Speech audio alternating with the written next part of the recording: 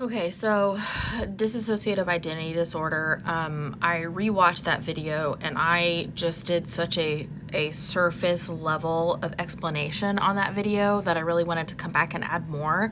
I could probably talk for like weeks about this because it's so fascinating, and I still haven't been able to find that book in which Dolores Cannon mentions it. I need to spend more time searching so I can bring that stuff forward because it's so amazing. So dissociative identity, yes, it can be like too much of that was entered right at birth, and so it has to faction off in order to survive. But it also is from trauma that people have either as children or as growing up as adults, whenever it can develop whenever.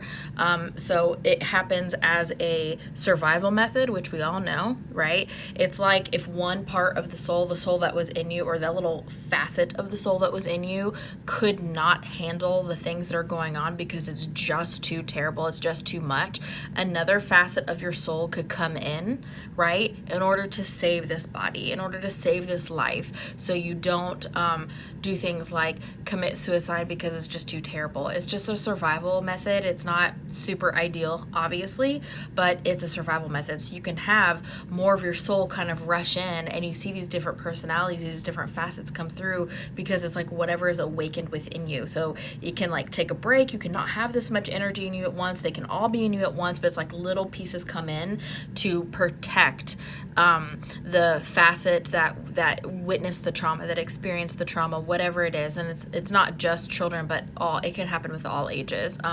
Definitely, especially as children, that's more common for sure, because children are very trapped in their circumstances. They can't get out of them, so it's definitely more common.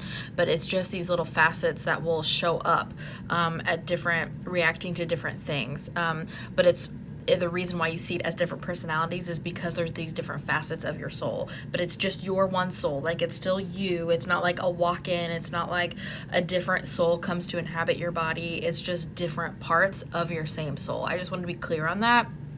And if I'm not clear on that, please feel free to ask questions. I did have somebody stitch me in a video telling me that I was asked backwards in explaining it. I just didn't do a good job explaining it well, because this is such a complicated, like multi-layered disorder that's just has so much to it. So please ask your questions in the comments, and I will do my best to clarify. Okay, thanks.